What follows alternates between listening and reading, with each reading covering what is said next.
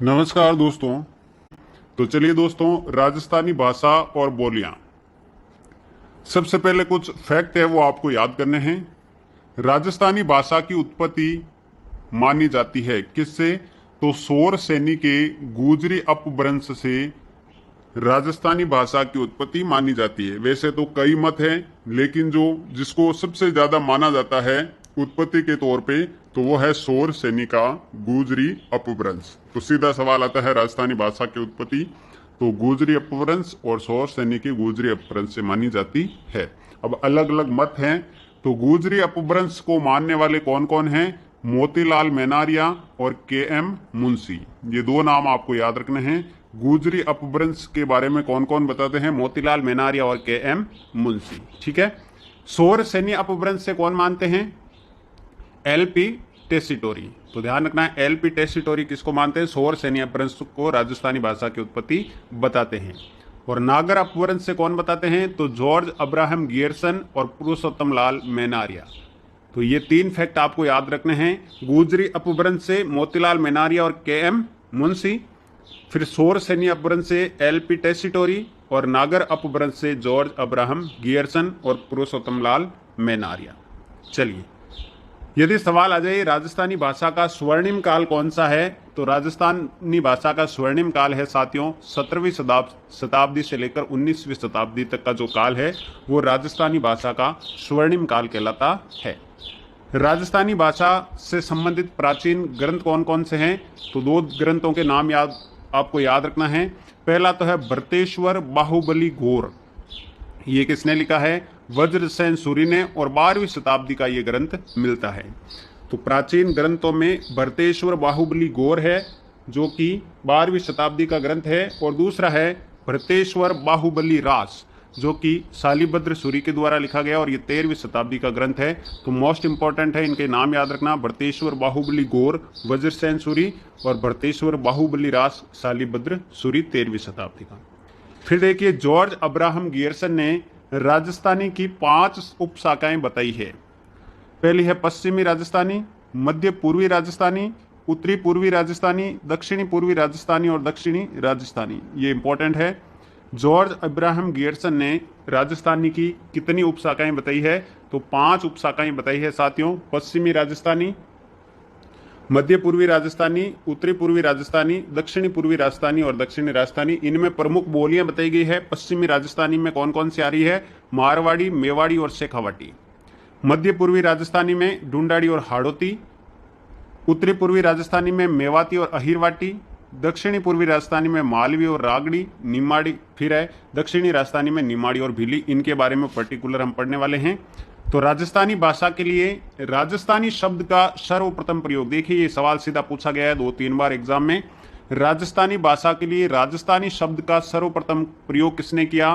तो George Abraham Gierson ने किया है, और इनकी पुस्तक है लिंग्विस्टिक सर्वे ऑफ इंडिया जो कि 1912 में प्रकाशित हुई।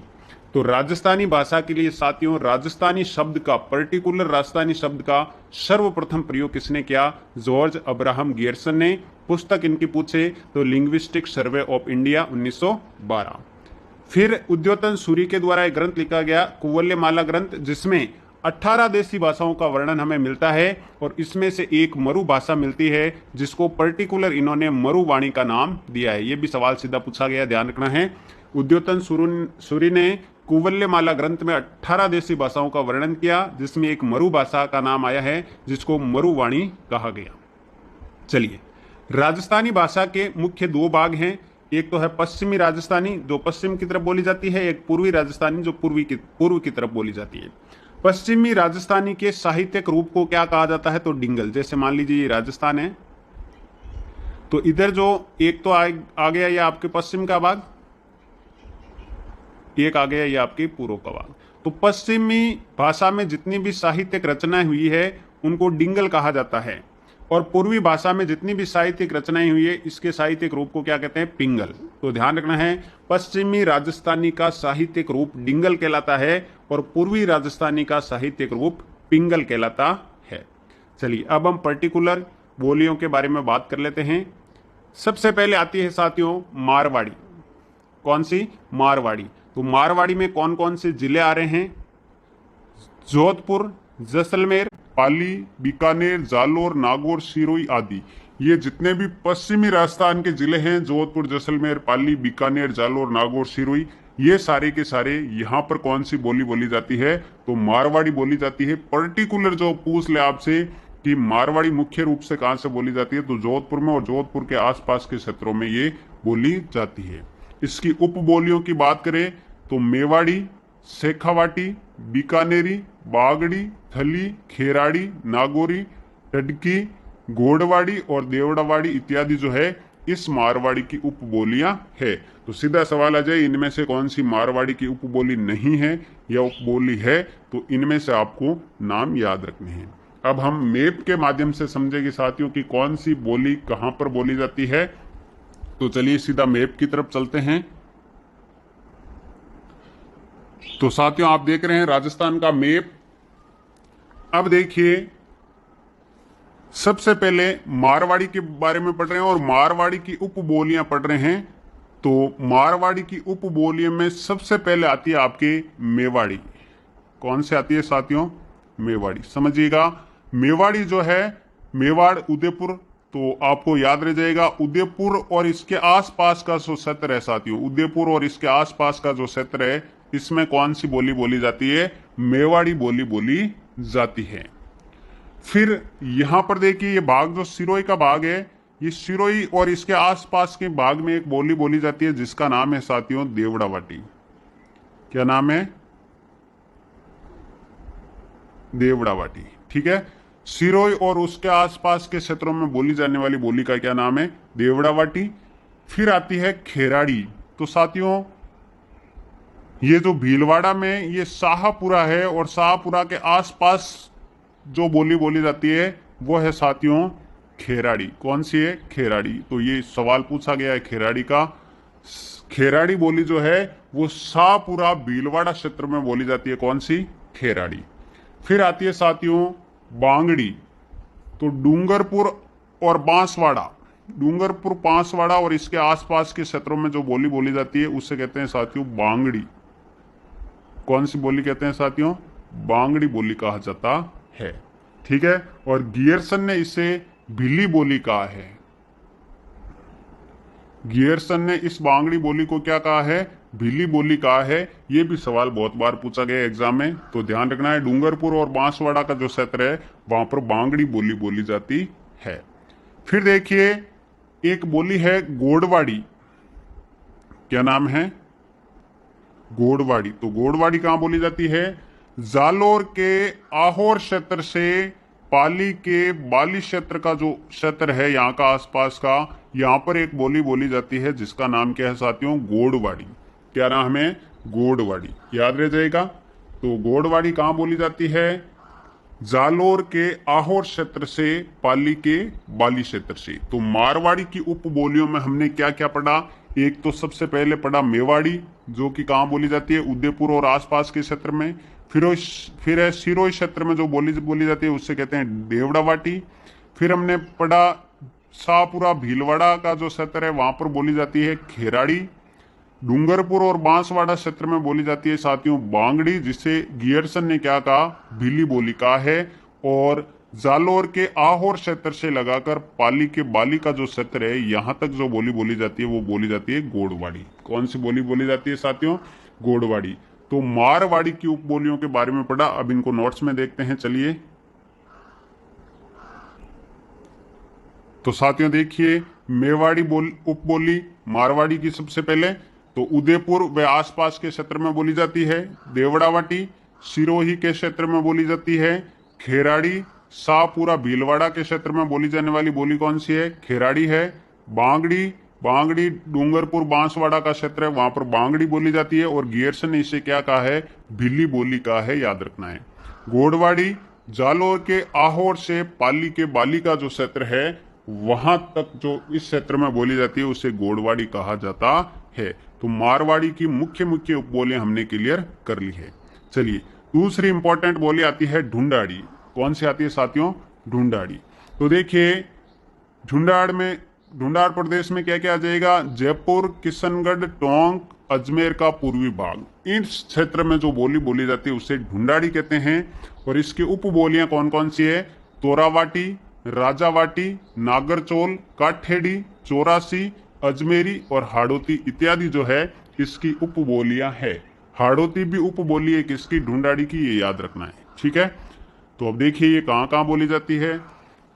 तो सबसे पहले हाड़ौती प्रदेश से आपको पता चल गया। कोटा, बारां, बूंदी, झालावाड़, इन जिलों में जो बोली बोली जाती है इन क्षेत्रों में वो कहलाती है साथियों हाड़ौती। और हाड़ौती ढूंढाड़ी की उपबोली है, ध्यान रखना है। फिर आती है तोरावाटी, झुंझुनू के दक्षिण में, सीकर के दक्षिण में और जयपुर के उत्तरी भाग में। झुंझुनू का दक्षिणी भाग, सीकर का दक्षिणी भाग और जयपुर का उत्तरी भाग जो है उसमें बोली जाने वाली बोली क्या कहलाती है? तोरावाटी। कौन सी कहलाती है? तोरावाटी। फिर है राजावाटी, जयपुर का पूर्वी भाग जो है, जयपुर के पूर्वी भाग में इस तरह बोली जाने वाली बोली को क्या कहते हैं साथियों? राजावाटी कहा जाता है। फिर आती है नागरचोल, ये भी ढूंढाड़ी की उपबोली है। सवाई माधोपुर का पश्चिमी व टोंक का दक्षिण पूर्वी भाग, यहां पर बोली जाती है कौन सी? नागरचोल। फिर है काठेड़ी, जयपुर का दक्षिणी भाग। मान लीजिए ये राजस्थान है और यहाँ जयपुर है, तो जयपुर के दक्षिण में बोली जाने वाली बोली कौन सी है? तो वह है काठेड़ी। और चौरासी, जयपुर के दक्षिण पश्चिम में बोली जाने वाली बोली कौन सी है साथियों? वह है चौरासी। तो यह है ढूंढाड़ी की उपबोलियां कौन कौन सी? तोरावाटी, राजावाटी, नागरचोल, काठेड़ी, चौरासी, अजमेरी और हाड़ौती। ठीक है साथियों, चलिए फिर देखिए कुछ इंपॉर्टेंट फैक्ट है। मेवाती, मेवात प्रदेश से आपको याद आ जाएगा। अलवर और भरतपुर का क्षेत्र जो है वो मेवात प्रदेश कहलाता है और यहां पर जो बोली जाने वाली बोली है वो मेवाती बोली कहलाती है। ठीक है, तो मेवाती बोली कहां बोली जाती है? अलवर और भरतपुर के क्षेत्र में। ब्रज भाषा का प्रभाव, क्योंकि ये इधर पूर्व में है, ठीक है, तो ब्रज भाषा का प्रभाव इस बोली पर देखने को मिलता है। फिर है अहिरवाटी, ए से अहिरवाटी और ए से अलवर। ठीक है, अलवर की बेहरोड व मुंडावर तहसील में जो बोली जाती है उसे अहिरवाटी कहा जाता है। ध्यान रखना, इसे राठी बोली भी कहते हैं। इंपॉर्टेंट है साथियों, ये पूछा गया है 2-3 बार एग्जाम में। अहिरवाटी को राठी बोली भी कहलाती है क्योंकि ये राठ प्रदेश कहलाता है, इसलिए इसे राठी बोली भी कहते हैं। फिर है मालवी, तो मालवी कहाँ बोली जाती है? कोटा, झालावाड़, प्रतापगढ़, इस क्षेत्र में जो बोली जाती है उससे कहते हैं मालवी। ये मारवाड़ी प्लस ढूंढाड़ी दोनों का मिश्रण है। फिर आती है साथियों रांगड़ी, तो रांगड़ी जो है वो मालवी और मारवाड़ी दोनों का मिश्रित रूप है। किस बोली को कर्कश बोली कहते हैं? ये स्पेशली सवाल पूछा गया है। तो कर्कश बोली किससे कहा जाता है? रांगड़ी को कर्कश बोली भी कहा जाता है। फिर आती है निमाड़ी, दक्षिणी राजस्थानी कहलाती है। किस बोली को दक्षिणी राजस्थानी कहा जाता है? ये सारे एक एक लाइन जो है वो सवाल के रूप में पूछी गई है। आप इस टॉपिक के सवाल करेंगे यदि आए हुए तो आपको पता चल जाएगा कि ये नोट्स कितने इंपॉर्टेंट है साथियों 3rd ग्रेड मेन एग्जाम के लिए। तो निमाड़ी जो है वो दक्षिणी राजस्थानी कहलाती है। जगरोती करौली में बोली जाती है, ये सवाल पूछा गया है, मैंने ऐड किया यहाँ पर। जगरोती जो है वो करौली में बोली जाती है। करौली में बोली जाने वाली बोली को क्या कहते हैं साथियों? जगरोती कहा जाता है। तो साथियों ये पूरी बातें आपकी समझ में आ गई। तो राजस्थानी भाषा साहित्य में बोलियां से संबंधित ये वीडियो था अपना। निश्चित रूप से आपको ये नोट्स पसंद आ गए होंगे कि राजस्थानी भाषा की उत्पत्ति सोर से नीचे गुजरी अपभ्रंश से मानी जाती है। अलग अलग मत हैं अलग अलग विद्वानों के, जिसमें गुजरी अपभ्रंश को मोतीलाल मेनारिया और के एम मुंशी मानते हैं। सोर सैनी अपभ्रंश को एलपी टेस्सीटोरी मानते हैं। नागर अपभ्रंश को जॉर्ज अब्राहम गियरसन व पुरुषोत्तम लाल मेनारिया मानते हैं। तो सबसे पहले राजस्थानी भाषा के लिए राजस्थानी शब्द का प्रयोग जॉर्ज अब्राहम गियरसन ने किया। लिंग्विस्टिक सर्वे ऑफ इंडिया इनकी पुस्तक है, 1912 में प्रकाशित हुई। फिर पश्चिमी राजस्थानी का साहित्यिक रूप डिंगल कहलाता है और पूर्वी राजस्थानी का साहित्यिक रूप पिंगल। मारवाड़ी की उपबोलियां हमने देखी, मेवाड़ी, देवड़ावाटी, खेराड़ी, बांगड़ी, गोडवाड़ी, ये कहाँ कहाँ बोली जाती है। ढूंढाड़ी की उपबोलियां देखी और वो कहाँ कहाँ बोली जाती है। फिर ये मालवी, रांगड़ी, निम्बाड़ी और जगरोती के बारे में हमने पढ़ा। तो अब इससे आए हुए सवाल करेंगे। निश्चित रूप से आपके सारे सवाल जो है देख लेना, आप जितने भी आए हुए एग्जाम है वो सारे आप सवाल करें। निश्चित रूप से आपके सारे सवाल इससे क्लियर हो जाएंगे। वीडियो पसंद आए तो लाइक और शेयर करें। क्या आपको इसी प्रकार से पूरी 3rd ग्रेड मेंस का रीट का सिलेबस करवाया जाए, कमेंट बॉक्स में जरूर बताएं। मिलते हैं साथियों अगले वीडियो में, तब तक के लिए जय हिंद, जय भारत, थैंक यू।